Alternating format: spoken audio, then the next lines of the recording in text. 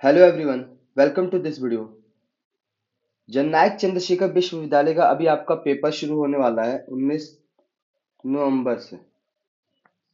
ठीक है, 19 नवंबर से आपका पेपर शुरू होने वाला है और उसमें पॉलिटिकल साइंस जिन जिन स्टूडेंट्स का है उनके लिए मेरी तरफ से कोशिश है कि जो मोस्ट इम्पोर्टेंट क्वेश्चंस का एक सीरीज लेकर आऊं। ठीक है, हर यूनिट का शुरू में, देन आफ्टर उसके बाद एक और जो चारों यूनिट को मिलाकर एक सीरीज लेकर आऊं 30 क्वेश्चंस का, जिससे क्या हो कि आपका रिवीजन अच्छे से हो पाए और आप अब एग्जाम के ओरिएंटेड मतलब एग्जाम के लिए पढ़ पाए। ठीक है, तो उसके लिए ही ये कोशिश कर रहा हूं मैं और आई होप आप सबको अच्छा लगेगा। तो शुरू करते हैं। ये आपका पेपर है, अगर हम बीए थर्ड सेमेस्टर की बात करें, उसमें जो आपका पेपर है वो है political process in India, that means Bharat में राजनीतिक प्रक्रिया। ठीक है, और यूनिट वन लेकर शुरू कर रहे हैं। धीरे धीरे यूनिट टू भी लेकर आएंगे, लेकिन फर्स्ट यूनिट वन को थोड़ा सा समझते हैं। मोस्ट इंपॉर्टेंट क्वेश्चंस को करेंगे कि किस तरह के क्वेश्चंस आते हैं। ये आपका टेलीग्राम चैनल है जिसको आप ज्वाइन कर सकते हो, जहां पे मैं इसको भेजूंगा इस पीडीएफ को, जिससे आप रिवाइज कर पाओ। ठीक है, इंस्टाग्राम आईडी, इसको भी आप सब्सक्राइब कर सकते हो, फॉलो कर सकते हो, एंड यूट्यूब को तो फॉलो सब्सक्राइब कर ही लेना। ठीक है, क्योंकि ये बहुत ही ज्यादा बेनिफिट देने वाला है। तो शुरू करते हैं। यहाँ पे देखो, अगर आप जननायक चंद्रशेखर यूनिवर्सिटी का हम देख रहे हैं, मोस्ट इंपॉर्टेंट क्वेश्चन है और विषय। अब देखो, इसको विषय में भी मैंने डिवाइड कर दिया है। पहला क्या है? Process of democratization in post colonial India, that means उपनिवेशोत्तर भारत में लोकतंत्रीकरण की प्रक्रिया। देखो, ये जो टॉपिक है ना, इस बेसिस पर भी क्वेश्चंस आते हैं। अब वो कैसे आ सकते हैं? पूछ सकता है कि लोकतंत्रीकरण क्या है। ठीक है, तो ये तैयार करना है और ये इसमें दिया है, वैसे आप टेंशन ना लो। जैसे देखो, औपनिवेशिकोत्तर भारत में लोकतंत्रीकरण से आप क्या समझते हैं? इसके प्रमुख चरणों की व्याख्या कीजिए। तो ये आप कैसे तैयार करोगे? देखो, इसमें पहले ना थोड़ा सा डेफिनेशन देते हैं, मतलब एक तरीके से आप शुरुआत में परिचय देते हो कि क्या था ये, क्या है ये। देखो, अगर आप समझो कि औपनिवेशिकोत्तर का मतलब हुआ कि 1947 के बाद, है ना, 1947 के बाद के भारत में लोकतंत्रीकरण से आप क्या समझते हैं? तो अब ये देखो कि ये क्या बताओगे आप कि भारत एक बहुजातीय, बहुभाषीय, बहुधार्मिक और बहुसांस्कृतिक देश था, है ना, है, इवन अभी भी है। और उपनिवेश ने क्या किया था? हमें एक तरीके से गुलाम बना दिया था। लोकतंत्र ने क्या किया? हमें एक तरीके से हमारे उस समय या आज भी लोगों को अधिकार दे दिया। लोकतंत्र होता ही क्या है? लोगों के द्वारा चुना गया सरकार, या लोगों की सरकार, या लोगों के लिए सरकार। ठीक है, तो वो होता है लोकतंत्र, अब्राहम लिंकन के हिसाब से। ठीक है, तो ये अब आप लिख सकते हो। मतलब आप एक छोटा सा डेफिनेशन दे दो आप, फिर उसके बाद ये लिख सकते हो कि तब देश ने 15 अगस्त 1947 को भारत ने स्वतंत्रता प्राप्त की। तब देश को न केवल एक विदेशी शासन से मुक्ति मिली, बल्कि एक नई राजनीतिक, सामाजिक और आर्थिक व्यवस्था के निर्माण की चुनौती भी सामने थी। मतलब जब हम आजाद हुए तो हमारे पास राजनीतिक, सामाजिक और आर्थिक व्यवस्था को भी निर्माण करने की चुनौती थी हमारे पास, है ना। तो ये हमें लेकर चलना था और इसीलिए क्या किया, जो उस टाइम के हमारी नेता थे, उन्होंने क्या किया, तानाशाही और एकदलीय शासन को न चुनकर क्या चुना, जनसत्ता आधारित लोकतंत्र का मार्ग अपनाया। क्योंकि आम जनता ने भी तो युद्ध में शामिल हुए थे। आम जनता, पब्लिक ने क्या किया, इस पूरे आंदोलन के अंदर हर तरीके से खड़ी रही। तो जो हमारे को अधिकार मिलने चाहिए थे, जो जनता के लिए ही बनने चाहिए थे, है ना, इसीलिए आपका जनसत्ता आधारित लोकतंत्र का मार्ग अपनाया गया। ठीक है, तो ये एक लोकतंत्र की प्रारंभिक प्रक्रिया रही थी। लोकतंत्रीकरण होता क्या है इसको समझ लो, क्योंकि हो सकता है ना कि 2 नंबर में क्वेश्चन आ सकता है, 3 नंबर में, या फिर जब ऐसे क्वेश्चंस करते हैं ना बड़े बड़े, 10 नंबर के, 15 नंबर के, तो आपको क्या करना होता है, और ज्यादा से ज्यादा लिखना होता है। तो बेसिक कंसेप्ट को भी क्लियर करना होता है। जैसे लोकतंत्रीकरण क्या था, एक ऐसी राजनीतिक व्यवस्था का विकास जिसमें सत्ता जनता के हाथों में हो। समझ रहे हो ना, लोकतंत्रीकरण क्या है कि ऐसी राजनीतिक व्यवस्था जिसमें सत्ता जनता के हाथों में हो, शासन उत्तरदायी हो, किसके प्रति, जनता के प्रति, और जवाबदेही हो, किसके प्रति? जनता के प्रति। तथा सभी नागरिकों को समान अधिकार, स्वतंत्रता और भागीदारी का अवसर मिले। समझ रहे हो ना बात को? तो ओवरऑल जनता के लिए होना चाहिए सब कुछ। ठीक, जनता के हाथों में होना चाहिए ये राजनीतिक व्यवस्था, जिसमें शासन उत्तरदायी होगी। अब कैसे उत्तरदायी होगी? क्योंकि हर 5 साल के बाद चुनाव होंगे ना। जब 5 साल के बाद चुनाव होंगे तो जो आपका सांसद होगा, विधायक होगा, वो आपके सामने आएगा। तो जब वो सामने आएगा तो आप उससे सवाल जवाब तो कर सकते हो ना। इसलिए क्योंकि उस सांसद या विधायक को भी पता है कि हम 5 सालों के बाद जनता के बीच में जाएंगे, हमें काम तो करना पड़ेगा, है ना। तो इसलिए शासन उत्तरदायी होगा, जवाबदेही होगा, तथा जनता को भी अधिकार मिलने चाहिए। कैसे अधिकार? समानता का अधिकार, स्वतंत्रता मिलनी चाहिए और भागीदारी का अवसर होना चाहिए। तो ये चीज था, आप कर सकते हो। औपनिवेशिकोत्तर भारत क्या था? सीधी सी बात है, जब भारत क्या हो गया, आजाद हुआ, स्वतंत्र प्राप्ति के बाद भारत में जनसत्ता, समानता, सामाजिक न्याय और राजनीतिक भागीदारी, यही पर आधारित लोकतांत्रिक प्रणाली की स्थापना और विकास की प्रक्रिया, इसी को क्या कहा गया? औपनिवेशिकोत्तर भारत में लोकतंत्रीकरण। औपनिवेशिकोत्तर भारत क्या था? कि जब भारत में क्या किया, ब्रिटिश शासन से स्वतंत्रता प्राप्त करी और अपने संविधान और राजनीतिक ढांचे में रहने की स्वयं की कोशिश करी। ठीक है, तो ये चीजें थी। अब आता है कि लोकतंत्रीकरण की अवधारणा क्या क्या है। तो देखो, अगर आप देखो, लोकतंत्र मात्र राजनीतिक प्रक्रिया नहीं है, बल्कि एक सामाजिक राजनीतिक परिवर्तन की दीर्घकालिक यात्रा है।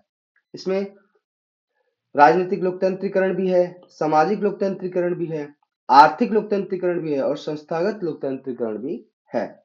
सामाजिक, अगर राजनीतिक अगर आप देखो तो कैसा चुनाव हुआ, लोकतंत्र जब लोकतंत्रीकरण अपनाया गया तो चुनाव में लोकतंत्रीकरण आया, मतलब लोगों को चुनने का अधिकार मिला। सभी का जो वोट की, मत की जो वैल्यू है वो एक बराबर हुई। प्रतिनिधित्व करने का मौका मिला, हमें अपने प्रतिनिधि चुनने का मौका मिला। संसद और विधान सभाएं, जहां पर क्या है, जनता के द्वारा चुने हुए लोग जाकर ही क्या है, कानून बनाते हैं। सामाजिक लोकतंत्रीकरण क्या हुआ? समाज के सभी वर्गों, दलितों, महिलाओं, आदिवासियों, अल्पसंख्यकों को समान अधिकार और अवसर देने की बात करी गई और दिया भी गया। आर्थिक लोकतंत्रीकरण ये क्या था? कि संसाधनों और अवसरों का समान वितरण, मतलब सभी के बीच में समान वितरण, बराबर का वितरण होना चाहिए। गरीबों का गरीबों का उन्मूलन और सामाजिक आर्थिक समानता स्थापित करना चाहिए, ये बात करेगी। संस्थागत, भाई अब संस्था भी तो काम कर रही है। स्वतंत्र संस्थाएं जैसे न्यायपालिका, चुनाव आयोग, प्रेस, सिविल सोसाइटी, ये क्या करेगी? शासन को जवाबदेही बनाएगी। ये चुनाव में तो शामिल नहीं होंगे, लेकिन हाँ, ये दबाव बनाते हैं सरकार के ऊपर कि आप सही से कार्य करो। तो ये पॉइंट्स आप लिख सकते हो इस तरीके से। फिर आप बहुत सारी चीजें लिख सकते हो, जैसे लोकतंत्र की प्रमुख प्रक्रिया के प्रमुख चरण क्या थे? 1946 से 1950 लोकतांत्रिक आधारशिला, ये वो समय था जब लोकतंत्र की आधारशिला रखी जा रही थी। लोकतंत्र यानी संविधान को लिखने की कोशिश करी जा रही थी, है ना। 2 साल से भी ज्यादा समय लगा था। 26 नवंबर 1949 को भारतीय संविधान को स्वीकार किया गया और 26 जनवरी 1950 से ये प्रभावी हो गया पूरी तरीके से। संविधान निर्माण की लोकतांत्रिक विशेषताएं क्या क्या रही? इसमें जनसत्ता की मान्यता की बात करी गई, क्योंकि देखो संविधान ने क्या स्पष्ट किया, भारत का संविधान we the people of India से आरंभ होगा, मतलब हम भारत के लोग, मतलब जो सत्ता का जो ताकत होगी ना, वो किसके पास होगी? We the people of India, हम भारत के लोगों के हाथों में होगी। संसदीय लोकतंत्र की स्थापना की गई। ब्रिटिश मॉडल पर संसदीय प्रणाली अपनाई गई, जिसमें प्रधानमंत्री और मंत्रिपरिषद संसद के प्रति क्या थे? उत्तरदायी थे, है ना। आपको पता ही है। मौलिक अधिकार की भी बात करी गई कि भाई भारतीयों को मौलिक अधिकार, मतलब उनके जो मानवाधिकार है, जिसको हम भारत में मौलिक अधिकार कहते हैं, स्वतंत्रता, समानता, अभिव्यक्ति, धर्म, रक्षा और संपत्ति का अधिकार दिए गए। धर्मनिरपेक्ष निरपेक्षता और समान नागरिकता, इस पर भी बात करेगी, है ना। कि भाई किसी को एक धर्म को हम बढ़ावा नहीं देंगे, हम सभी धर्मों को साथ में लेकर चलेंगे और सभी नागरिकों को समान अधिकार देंगे। संघीय ढांचा की बात करें, संघीय मतलब शक्ति का क्या करना, विभाजन करना, किसके किसके, केंद्र और राज्य के बीच में, ठीक है। तो केंद्र और राज्य के बीच संतुलन, शक्तियों का संतुलन रखा गया, जिससे लोकतंत्र लोकतंत्र क्या हो, विकेंद्रित हो सके। विकेंद्रित मतलब समझते हो ना, जैसे क्या होता है, एक होता है केंद्रीकरण। केंद्रीकरण का मतलब हो गया कि मान लो कि केंद्र के पास ये सारी शक्तियां हैं। विकेंद्रीकरण का मतलब हो गया कि केंद्र के पास भी कुछ शक्तियां हैं और राज्य के पास भी कुछ शक्तियां हैं, है ना। मतलब एक तरीके से शक्तियों का विभाजन करना। तो ये चीज था। तो अगर आप देखो, प्रथम आम चुनाव कब हुआ था, 1951 से 1952 तक। जनसत्ता का वास्तविक प्रयोग यहाँ पे किया गया। देखो, आप इसमें ना ये सारी चीजें लिख सकते हो, ज्यादा सोचने की जरूरत नहीं, इतना हाय हाय नहीं मचाना है। आपको इतना पता होना चाहिए कि पहला इलेक्शन कब, 1951-52 में। तो इतना ध्यान रखो, रट लो। ठीक है। संविधान निर्माण कितने साल लग गए, 2.5 साल से ज्यादा लग गए। ठीक। राजनीतिक दलों का विकास हुआ। जब लोकतंत्र मिला तो सब में राजनीतिक दल भी बनना शुरू हुए, क्योंकि सबकी अपनी अपनी अलग अलग विचारधाराएं थी, है ना, वैचारिक विविधता थी, राजनीतिक प्रतिस्पर्धा, ये सब भी बढ़ने लगा। और ये लोकतंत्र के लिए क्या था, अच्छा था, क्योंकि जितनी ज्यादा पार्टियां आएंगी, दल आएंगे लोकतंत्र के अंदर, उतना ही ज्यादा देश की सेवा अच्छे से हो पाएगी। या जो भी सरकार में दल रहेगा, उसको ये हमेशा डर रहेगा कि हमने सही से काम नहीं किया, तो दूसरा दल क्या हो जाएगा, जीत कर आ जाएगा और वो सरकार बना लेगा। ये सारी चीजें थी।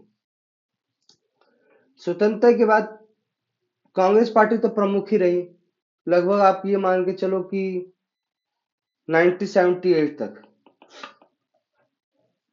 या आप कह सकते हो 1977 तक। 1977 तक प्रमुख रही। उसके बाद फिर धीरे धीरे गठबंधन, अलग अलग पार्टियां आना शुरू हुई, क्योंकि इमरजेंसी के बाद थोड़ा ज्यादा ही प्रभावी हो गया। प्रमुख प्रवृत्तियां क्या थी, एक दलीय प्रमुख प्रभुत्व का दौर, कब से कब, 1950 से 67 तक। कांग्रेस ने राष्ट्रीय स्तर पर अधिकांश चुनाव जीते, परंतु इसमें लोकतांत्रिक संस्थाएं मजबूत थी। भाई, जनरली क्या था कि कांग्रेस ही जीत रही थी चारों तरफ, लेकिन इससे क्या था कि अब कांग्रेस जीत रही थी, मतलब उनके विरोध में दल तो आ ही रहे थे, नए नए दल बन ही रहे थे। दलीय विखंडन और गठबंधन राजनीति। अब क्षेत्रीय दलों का क्या हुआ, उदय हुआ। राज्य में विपक्षी दलों की सरकार बनना शुरू होगी, मतलब कांग्रेस को अब लोग थोड़ा सा नापसंद करना शुरू कर रहे हैं। गठबंधन युग, और 1990 के बाद क्या शुरू हो गया, गठबंधन युग शुरू हो गया। मतलब सरकार कैसे बनेगी, दो या तीन पार्टियां मिलकर क्या है, सरकार बना रही हैं, और फिर उसी को से देश या राज्य चला रही हैं। सामाजिक लोकतंत्रीकरण यानी समानता की ओर यात्रा। इसमें आपको बहुत सारे, जैसे आरक्षण नीति की बात करी गई, महिला सशक्तिकरण की बात करी गई, तो सामाजिक सुधार किए गए। तो ये शब्द जोड़ सकते हो। आर्थिक लोकतंत्रीकरण क्या था, विकास और समानता का संतुलन, दैट मीन्स भूमि सुधार किए गए, पंचवर्षीय योजनाएं लाई गई, ठीक है, जिसमें गरीबी उन्मूलन, औद्योगिकरण, कृषि विकास और रोजगार सृजन पर काम किया गया। हरित क्रांति की बात करी गई। और 1991 के बाद आर्थिक उदारीकरण हुआ, दैट मीन्स बाजार आधारित अर्थव्यवस्था और निजीकरण के माध्यम से आर्थिक वृद्धि हुई। क्या था, 1991 से पहले क्या था ना, कि सरकार ही सब चीज बनाती थी, है ना, तो दाम फिक्स करती थी। अब टीवी जो बनाएगा, मान लो टीवी का एक उदाहरण ले लो, टीवी सरकार ही बना रही है, तो सरकार ने एक जो उसकी वैल्यू है तय कर दी। जानते हैं भाई, लोगों के लिए किया तो सस्ती की होगी। लेकिन अब इससे क्या होगा, जब 1951 आर्थिक उदारीकरण आया, तो जो निजी कंपनियां थी, जो निजी लोग थे, उन्होंने भी अपना व्यापार शुरू किया।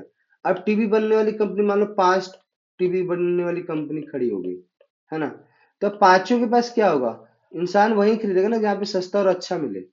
ठीक है। तो यहाँ पे कंपटीशन क्या होगा कि रेट और गिराना है और अच्छा से अच्छा देना है, जिससे कि हमारा जो टीवी है वो बिके। तो इसमें क्या होगा, किसी एक कंपनी का टीवी बिक रहा होगा भर भर के, वो उसका फायदा है ना। तो ये चीजें होती है। विकेंद्रीकरण और स्थानीय शासन, 73वां और 74वां संशोधन किया गया, संविधान संशोधन, है ना, जिसमें क्या था कि ग्राम पंचायतों, नगर पालिका और नगर निगम की स्थापना करी गई। महिलाएं और अनुसूचित जनजाति के लिए आरक्षण दिया गया, 33% महिलाओं को आरक्षण दिया गया। ग्राम सभा के माध्यम से प्रत्यक्ष भागीदारी बढ़ गई। अब ग्राम सभा होने से क्या हो गया कि जो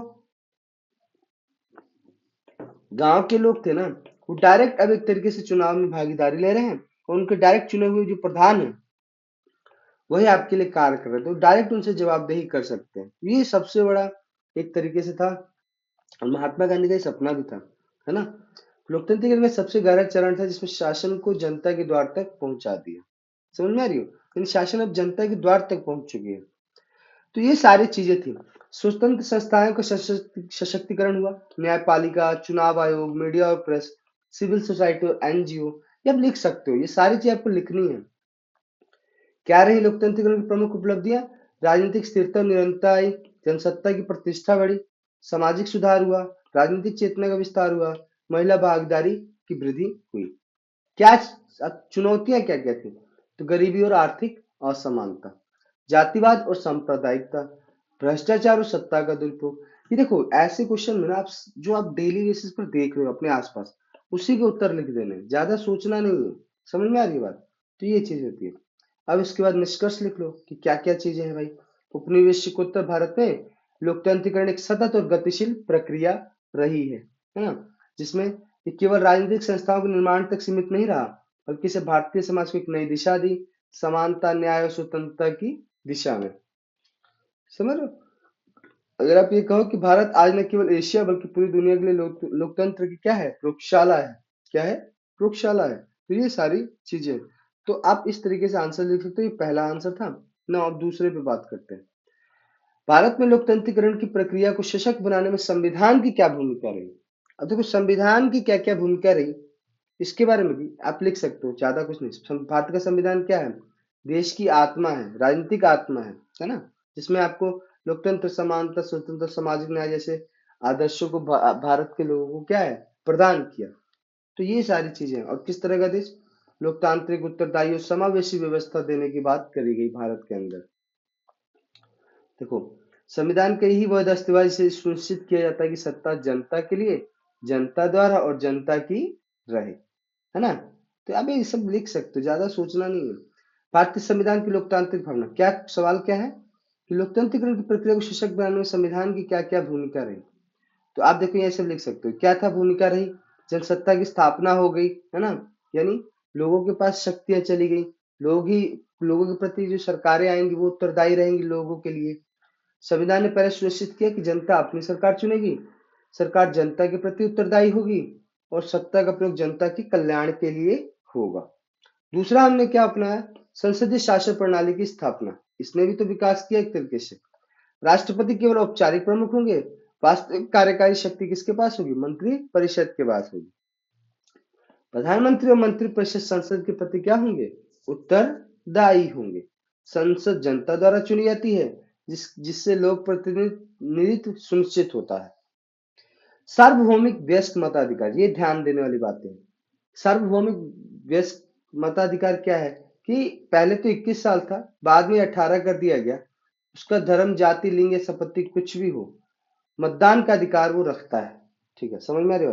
वो चाहे किसी भी धर्म का हो, जाति का हो, लिंग क्या हो, महिला हो, पुरुष हो, संपत्ति ज्यादा है कम है, उससे मतलब नहीं है।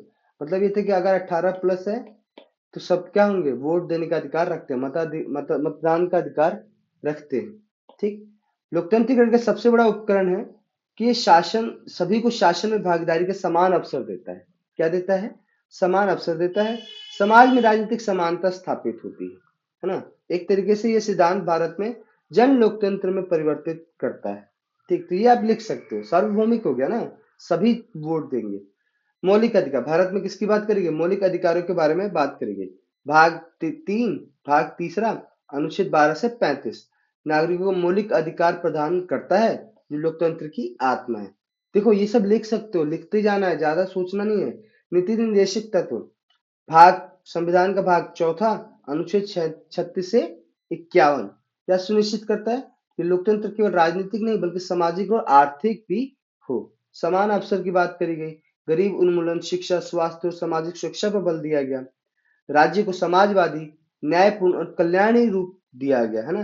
भाई आपको न्याय करना है, कल्याण करना है समाज के लोगों का, देश के भारत के गरीबों का, भारत के लोगों का। और एक समाजवाद करना, मतलब सभी को साथ में लेकर चलना है। ठीक है, तो इस सिद्धांतों ने लोकतंत्र को क्या किया? जीवंत और मानवीय रूप दिया। फिर संघ संरचना दिया संविधान के अंदर लोकतंत्र का, हमारे लोकतंत्र को। संघीय संरचना से क्या हुआ? शक्तियों का विभाजन हुआ। तो इसमें देखो, केंद्र और राज्य की भी शक्तियों का स्पष्ट विभाजन किया गया। इसके यूनियन लिस्ट आई, है ना, स्टेट लिस्ट आई और कंकरेंट लिस्ट आई, यानी समवर्ती सूची, राज्य सूची और आपका केंद्र सूची। ये आपका क्या है, केंद्र सूची है, और ये आपका राज्य सूची है, और ये आपका समवर्ती सूची है। ठीक है, तो ये लिख लेने का। राज्यों को भी स्वायत्तता दी गई ताकि वो स्थानीय मुद्दे पर निर्णय ले सके। फिर देखो, स्थानीय स्वशासन भी आया, 73वां 74वां संशोधन हुआ, जिससे ग्राम पंचायतों, नगर पालिकाओं, महिलाओं, ग्राम सभाओं को निर्णय करने की प्रक्रिया में क्या है, भागीदारी करने में मौका मिला। तो ये सारी चीजें आप लिखते जाओ, एक ही चीज रिपीट थोड़ी ना करेंगे।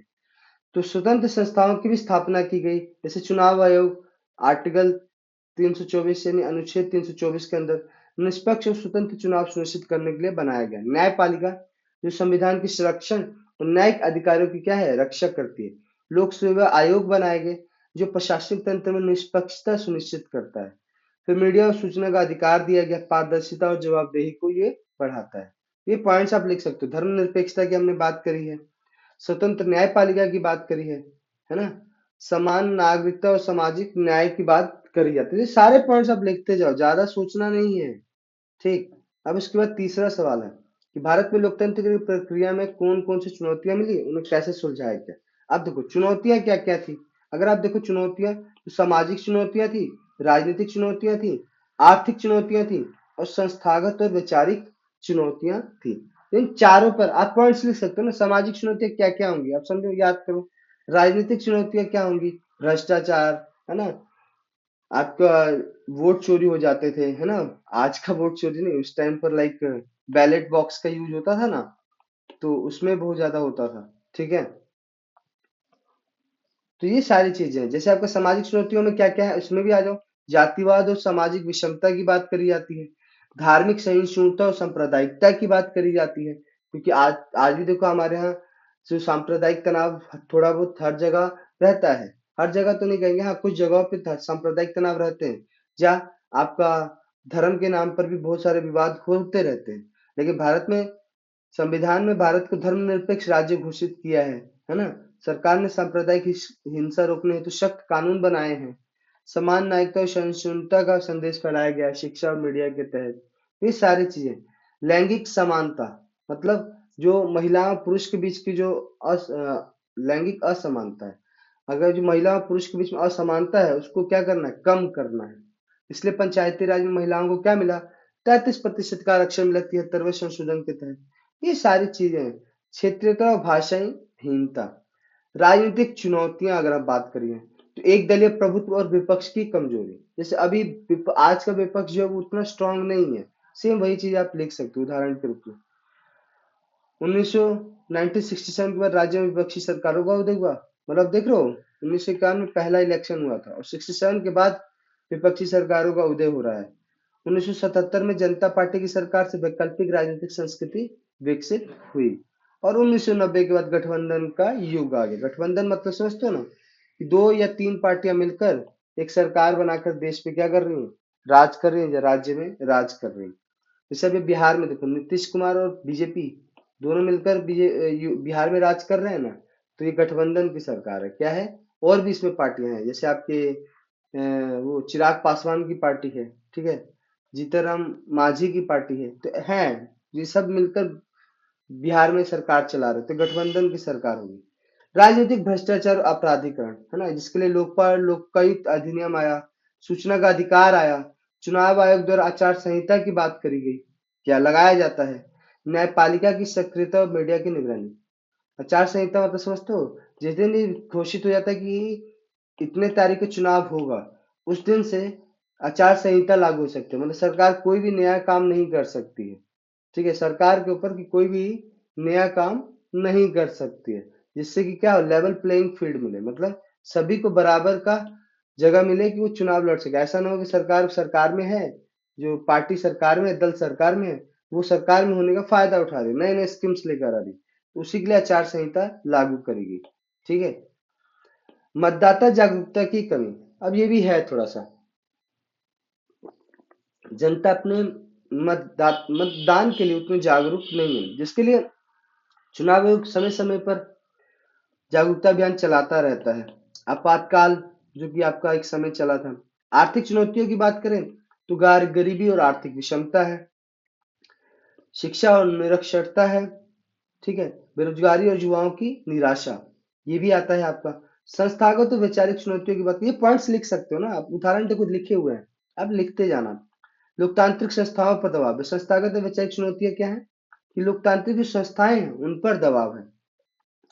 प्रेस की स्वतंत्रता और गलत सूचना, भाई प्रेस की स्वतंत्रता को भी दबाया जाता है। कभी कभी प्रेस वाले भी क्या गलत सूचना देते हैं।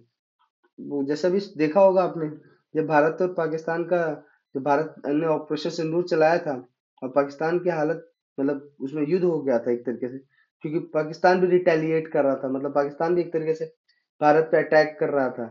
तो भारत की जो आर्मी थी सबसे, वो तो क्या ही सॉलिड एक तरीके से पाकिस्तान को हर तरीके से पीछे करने की कोशिश करी, है ना, किया भी।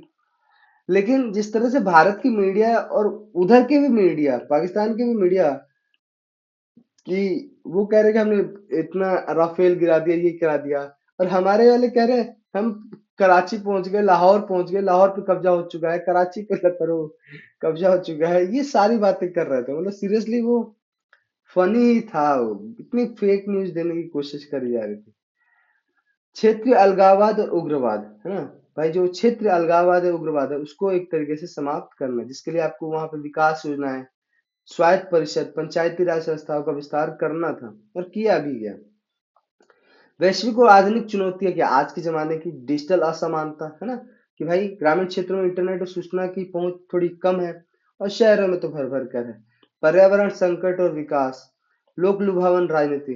लोक लुभावन राजनीति क्या होती है, जब सरकारें या पार्टियां क्या करते हैं, लोक लुभावन वादे करते हैं जनता से, ये सारी चीजें आती हैं। लोकतंत्र की चुनौतियां तो बहुत सारी, लेकिन उपलब्धियां क्या कर रही है कि लगातार चुनावों का सफल आयोजन हुआ है, सत्ता का जो शांतिपूर्ण हस्तांतरण हुआ है, मतलब जब जैसे पार्टी, जो पार्टी सरकार में है, जब वो हारती है तो दूसरी पार्टी अपने आप, मतलब एक तरीके से दोनों ही उस चुनाव के जो रिजल्ट आते हैं उसको स्वीकार कर लेते हैं, और ये अपना जो अधिकार है वो इस पार्टी को देते हैं, क्योंकि यही अब सरकार में बनने वाली है। संविधान की व्यवस्था और न्यायपालिका की स्वतंत्रता बढ़ी, महिलाओं को और पिछड़े वर्ग की राजनीतिक भागीदारी बढ़ी, सक्रिय मीडिया और सिविल सोसाइटी की भूमिका बढ़ी, ग्रामीण स्तरों पर लोकतंत्र का विस्तार हुआ। तो ये सारी चीजें आप निष्कर्ष लिख सकते हो, ये पढ़ लेना, ठीक है ना। अब बात करते हैं स्वतंत्रता के बाद भारतीय राजनीतिक प्रणाली को आकार देने वाले कारक, कौन कौन से वो आकार देने वाले कारक रहे हैं। स्वतंत्रता के बाद भारतीय राजनीतिक व्यवस्था के निर्माण और विकास में संविधान की भूमिका का विश्लेषण कीजिए। तो क्या था, संवैधानिक ढांचा की स्थापना और लोकतंत्र की गारंटी, सार्वभौमिक वयस्क मताधिकार, प्रतिनिधि विधान, जिम्मेदार कार्यपालिका, स्वतंत्र न्यायपालिका, ये सारे आप पॉइंट्स लिख सकते हो। संसदीय प्रणाली अब संघीयता, संसदीय प्रणाली को हमने अपनाया, संघीयता को अपनाया। संघीयता मतलब शक्तियों का विभाजन, ठीक है। मौलिक अधिकारों और कर्तव्य हमें मिला, सामाजिक न्याय का लक्ष्य रखा गया है, जिसके अंदर मौलिक कर्तव्य अधिकार की बात करी गई। न्यायपालिका की भूमिका कहते हैं कि संवैधानिक सर्वोच्चता और संरचनात्मक संरक्षण, मतलब संवैधानिक सर्वोच्चता है, दैट में समझ रहे हो आपको, एक तरीके से लाइक ये आपने पढ़ा होगा ना, बेसिक स्ट्रक्चर डॉक्ट्राइन दिया था, संरचना का मूल सिद्धांत, संरचना का मूल सिद्धांत, जिसको बेसिक स्ट्रक्चर डॉक्ट्राइन कहा गया। केशव नंदा भारतीय बनाम बिहार केस में ये निर्णय लिया गया था, कुछ मूल तत्वभूत तत्वों को संसद द्वारा संशोधित नहीं किया जा सकता, मतलब संसद मूलभूत चीजों पर तो भाई आप उसमें संशोधन नहीं कर सकते। संविधान संशोधन और गतिशीलता, 73वां 74वां जो संविधान संशोधन हुआ, जिससे गांव में ग्राम पंचायत बनी, महिलाओं को 33% का आरक्षण मिला, ये सारी चीजें करी गई। धर्मनिरपेक्षता और सामाजिक समानता की बात करी गई। तो ये सारे पॉइंट्स आप लिख सकते हो, पॉइंट्स है, रट लेना है इनको। भारत राजनीतिक, मतलब भारतीय राजनीतिक प्रणाली को आकार देने में नेतृत्व और राजनीतिक दलों की भूमिका क्या रही। तो भाई पहला, कांग्रेस का प्रभुत्व और एकल पार्टी शासन था, है ना। तो ये एक तरीके से क्या था कि राजनीतिक शुरुआत में राजनीतिक स्थिरता मिल गई, है ना, तो नीतिगत निरंतरता बनी रही, और कानून बनाना थोड़ा आसान रहा, क्योंकि उस टाइम पे बड़ी पार्टियां, कोई दूसरी पार्टियां उस तरह से नहीं थी ना। जिससे क्या होगा कि देश को उस टाइम पर ऐसा ही समय चाहिए था, क्योंकि उस टाइम पर अगर दूसरे विपक्षी दल हो जाते तो फिर विरोध होता, ये सारी चीजें होती जो आज होता है, तो फिर हम पीछे हो जाते, है ना। और अभी क्या है कि हम इतने आगे निकल चुके हैं कि कितना भी आंदोलन होगा, या लोग भी इतने समझदार हो चुके हैं कि अपना वो कार्य करते रहते हैं। ठीक है, राजनीतिक अपने अधिकार है, लेकिन वो फिर भी कार्य करते रहते हैं। विपक्ष और वैकल्पिक नेतृत्व का उदय हुआ 1967 के बाद। क्षेत्रीय दल और पहचान मिली यही 1960 और 70, 1960 से 70 के बीच में। नेतृत्व शैली और परिवर्तन, करिश्मा, व्यक्तिवाद और लोक अदालत। जैसे अभी आप देखो, करिश्माई फिगर कहा जाता है किसको? मोदी जी को, है ना। व्यक्तिवाद तो उस बेसिस पर भी होता है। वैसे ही इंदिरा गांधी थी, आपके जवाहरलाल नेहरू थे, ठीक है, आपके राजीव गांधी थे। तो ये व्यक्तिवाद की बात करी जा रही है। उनको व्यक्ति के नाम से वोट मिलता था उस समय, क्योंकि उतनी मतलब अट्रैक्टिव में आकर्षण वो करते थे। गठबंधन, राजनीति और संसदीय व्यवहार, ठीक है। पार्टी संगठन, धन और मीडिया का प्रभाव, ये पॉइंट्स है जो आप लिख सकते हो कि राजनीतिक दलों का क्या प्रभाव रहा है। स्वतंत्रता के बाद भारतीय राजनीति पर सामाजिक संरचना क्या क्या हुआ, तो आप सोचो ना। जाति का प्रभाव, है ना। राजनीति पर केंद्रीकरण कारक रहा। जातिगत प्रभाव क्या रहा? जाति पर प्रभाव रहा कि डिफरेंट जो जातियां थी, उनके नाम से भी क्या है, आपको उनको आरक्षण मिला, ठीक है, उनको अधिकार मिले, जिससे कि क्या है कि वो अपने मतलब वो आगे बढ़ सके, वो सारी चीजें।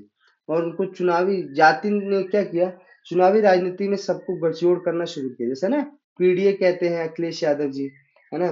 फिर आपका या फिर पीडीए आपके तेजस्वी यादव जी भी कहते हैं, है ना। तो ये सारी चीजें क्या है कि पार्ट दलों एक तरीके से जातियों को ही तो लेकर चलने की कोशिश है।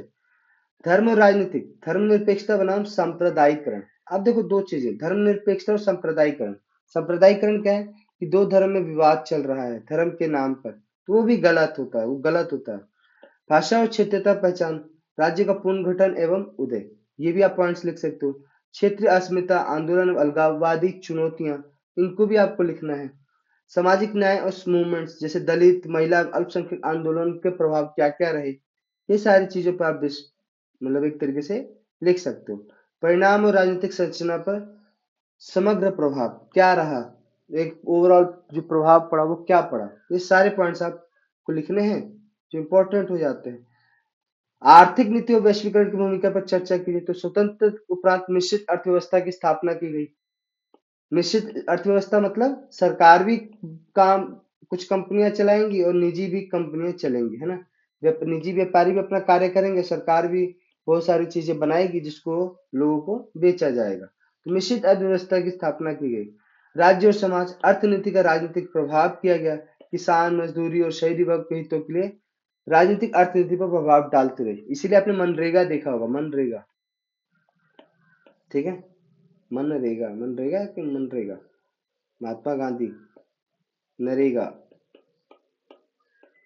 तो मनरेगा, हाँ मनरेगा ही होगा, ठीक है। तो मनरेगा के अंदर क्या है, सैलरी फिक्स करेंगे कि भाई पहले 100 रुपए से शुरू हुआ था, आज 250 की 350 है, जो भी है, ठीक है। 1991 के बाद आर्थिक सुधार किया गया, यानी निजीकरण को ज्यादा बढ़ावा दिया गया, वैश्वीकरण को ज्यादा बढ़ावा दिया गया। उदारीकरण, उदारीकरण मतलब है बाहर से भी देश के लोग जो है हमारे यहाँ आकर व्यापार कर सकते हैं। वैश्वीकरण की सामाजिक और राजनीतिक चुनौतियां क्या थी, आर्थिक नीति और चुनावी राजनीति, ये सब पॉइंट्स हैं, इनको रख लेना है, रट लेना है, ये काम आते हैं। स्वतंत्रता के बाद अगर आप देखोगे राजनीतिक, भारतीय राजनीतिक वैश्विक और अंतरराष्ट्रीय कार्य को क्या प्रभाव रहा, ये हमने पढ़ा है। शीत युद्ध और गुटनिरपेक्ष नीति, शीत युद्ध चल रहा था कब, 1945 के बाद, जब किसके किसके बीच में, रशिया, यूएसएसआर और यूएसए के बीच में, कि सबसे बड़ी ताकत कौन है, विचारधारा के बेस पर, ये सारी चीजें इनके बीच में हो रहा था। लास्ट में क्या हुआ, ये शीत युद्ध समाप्त हुआ।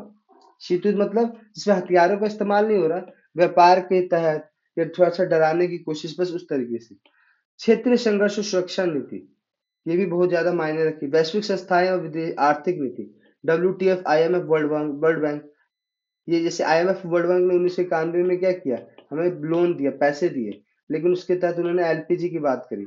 एलपीजी मतलब उदारीकरण, निजीकरण और वैश्वीकरण, इसकी बात करी, जिसको फिर बाद में हमें अपनाया भी। बहुविपक्षी संबंध और राजनीतिक सहायता, डिफरेंट देशों के साथ बहुविपक्षी संबंध भी रखे हमने। ब्रिक्स, G20, क्वाड, ऐसे बहुत विकल्पीय कूटनीतिक जो संस्थाएं हैं, इस पे हम जुड़े और इस पे हमने काम करना शुरू किया। प्रवासी भारतीय संस्कृति और सॉफ्ट पावर की बात करेंगे। सॉफ्ट पावर मतलब लाइक लोग वहां पे जाके अपने व्यवहार से लोगों का दिल जीत रहे हैं उस देश का, या वहां पे अपने अच्छे से कार्य कर रहे हैं, अपने काम पे ध्यान दे रहे हैं, तो उससे भी सॉफ्ट पावर से क्या होता है, आपकी इमेज या आपकी जो सुधार होता है आपकी इमेज पे।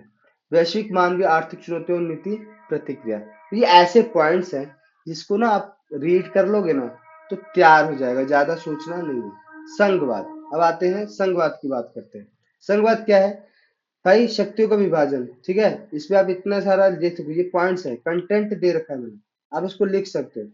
संघ राज्य की प्रमुख विशेषताएं क्या है? लिखित संविधान, दो स्तरों की सत्ता, विभाजित विषय सूचियां, स्वतंत्र न्यायपालिका, वित्तीय व्यवस्थाएं, संवैधानिक कठोरता, राज्य की स्वतंत्रता और अखंडता, ये हैं।